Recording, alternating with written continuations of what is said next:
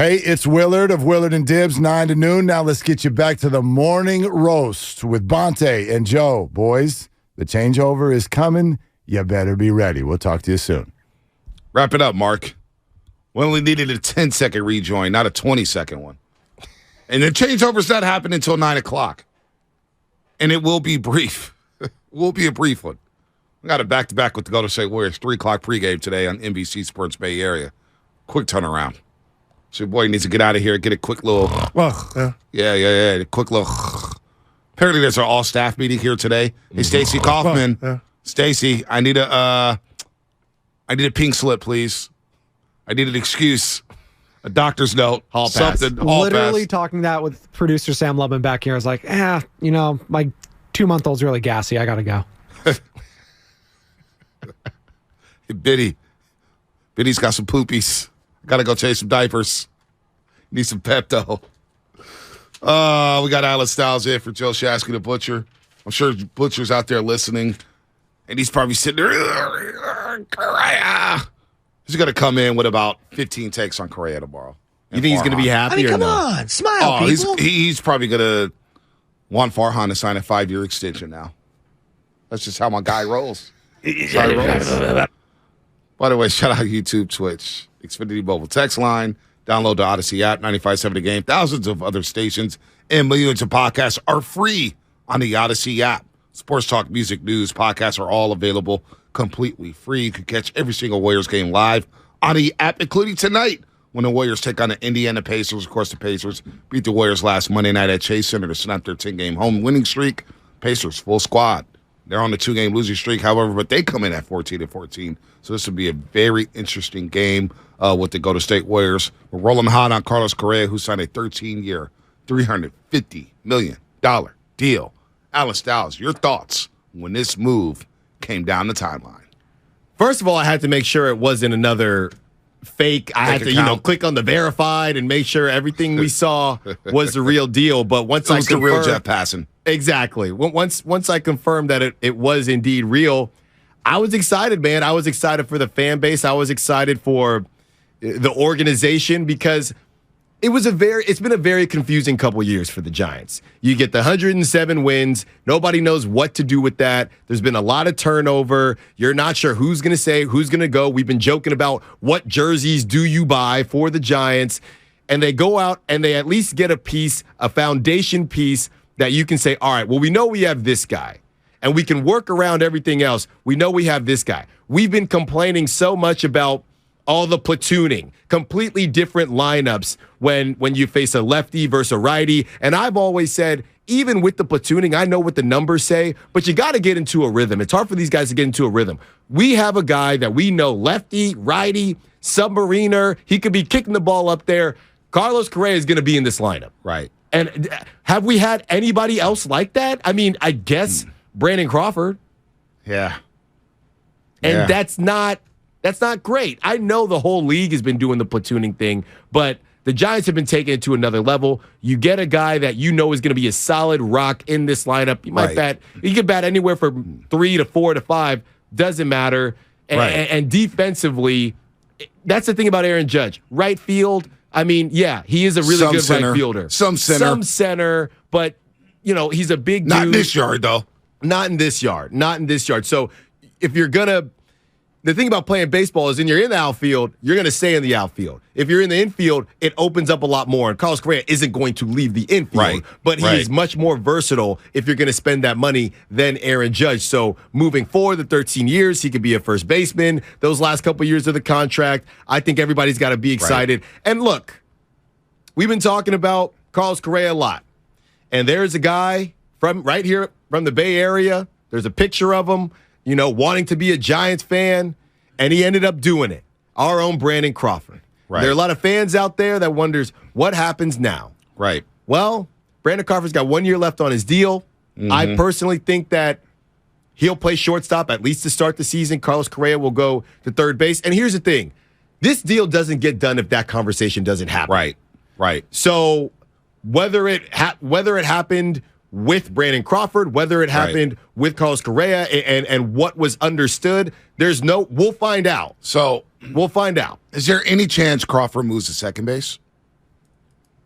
He could. I just feel like Because who would play second right now? Tyro Strata? Tyro, You feel maybe good? Wilmer, J.D. Davis. Oh. That's the thing about Wilmer. He had a good season, but Yes. can we relax with the Wilmer takes? I mean, Wilmer is a good player. He's solid. Mm-hmm. He's a 7-hitter on a really good team. I don't need him in my lineup. Yeah, I mean, What are you going to do with Wilmer? When's the last Right. time somebody asked that? We Right. got to fit room in for Wilmer. Yeah, no, this is about Correa. Mm-hmm. I would like to see him at. I want the torch. I guess you got to ride out with Crawford. You got to ride it out. You got to ride it out. He's earned that. I got to earned ride. that. You got to ride it out. Come on, you got to give him the last home game. Everybody's clapping for him, standing ovation. Not as if he hasn't announced his retirement, but it's probably going to be his last season with the Giants. Yeah, no doubt. So that's what happens with Crawford. You let him ride it out like Baumgartner and Bochy, right? So then you get Correa. Maybe he plays third base, maybe plays short. Look, he's 28 years old. It's a good move. Last year with the Twins, and a lot of people are asking, well, why'd you give him 13 years, $350 million? Apparently the Twins offered 10 years, $285 million. We said this at the start of free agency. We said this last year. If the Giants want to get a guy, you're going to have to overpay, and you're going to have to blow him away, which is why a lot of us thought, you know what, the negotiations with Aaron Judge should have started at $400 million. Here's $400 million right out the rip. Now, maybe he doesn't leave the Yankees, and he didn't. He didn't. That's fine. But you had to start somewhere, and you had to say, hey, look, we want to build around you. And this is what they're doing with Carlos Correa. So now you got your centerpiece. You have Carlos Correa. We'll see what Marco Luciano, if he could get called up at some point this year. We'll see about Kyle Harrison. But now all of a sudden, the Giants look more attractive to a guy like Juan Soto.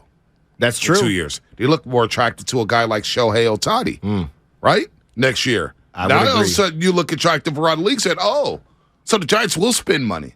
Farhan will give out 10, 11, 12, 13-year deals. They're willing to bring out the Brinks truck. So you had to start somewhere, and that's why this move to me is big time. Now, does it take the heat off of Farhan Zaidi? Slightly. We still need more. We're not going to settle for 81-81. We need more. So this is a good starting point, though, for Farhan, especially after those quotes in the Chronicle. Basically saying, yeah, I can't sign free agents because of the politics of the market. Man. Yeah, it's just a polarizing city. You know what? As they say, some people might be blue, some people might be red, but everybody's green. Everybody is green. I can tell you that right now. So the politics was not a problem in this situation. When you back up the Briggs truck. So That's save that drop for when Alan is doing night shows. We're going to play that. That is beautiful. That's right. But you're absolutely right. The green, $350 million. What politics? What homelessness? Doesn't matter anymore, man. What taxes? Yeah. 300. And if you're gonna be the king of a city, right? Hey, we're giving you the keys to the city. By the way, 209 chiming in. Any opt-outs? No opt-outs. He is here. And a full no trade clause. Full no trade clause. Out of all the cities you could be a king of, I mean, San Francisco's got to be in the top 5, right? It's not even just San Francisco. It is the Bay Area. It is Napa Valley. It is the East Bay. It is Santana Row in San Jose. It is Gilroy. It is Campbell. It is everything. Midlow, Atherton. It is the Bay Area. Hey, you want to go to Marin and ride on the boat with Klay Thompson? Huh. It's all those things. It's not just San Francisco. You're selling the Bay Area. And the Bay Area is a great place to live. It's a great place to play. This fan base will support you. They will not boo you. And the Giants-Dodgers rivalry now intensifies because Dodger fans basically was like, no, you bet not sign Carlos Correa. Yeah. You cannot wear Dodger blue. Big-time move for the Giants. Big-time move. I am wondering if anybody cares about that whole thing. And one thing to note about that, Bonte, and look, all I'm saying is do your homework because nobody is innocent. Everybody likes to think, okay, everybody's innocent. This is all I'm going to say just quickly to everybody saying the cheating this, cheating that. 1951, go ahead and Google this. That whole shot heard round the world. Well, Bobby Thompson, there were some allegations going on. Now, technically, what they did, what the Giants did at that time wasn't illegal. But Allegedly, the Giants used a telescope and or binoculars in the clubhouse behind center field to steal the catcher's signs. Bobby Thompson was asked, did he know what pitch was coming? Of course, he said he did not. I'm just saying, everybody has something. Yeah. Everybody has something. Dude, if you're not cheating, you're not trying. And it's against the Dodgers. What are you complaining about? I mean, everybody's trying to get a competitive edge. You don't think teams are still deflating footballs? You don't think teams are still zooming in on team signs? You know what I'm saying? Yeah. On signals? It's going to happen forever. Ever. And by the way, the whole thing, I keep yelling about this, about the 2017 World Series with the Astros-Dodgers. The Astros won 2 games at Dodger Stadium. Game 7 was at Dodger Stadium. Were they banging trash cans during that game where Yu Darvish couldn't throw a strike in the first inning? Inside man? Probably not. Probably not, right? Probably they not. won 2 games at Dodger Stadium. Protect your home field. Yeah. Game 7 was at your house. You lost it. Cry more. There's somebody who cares.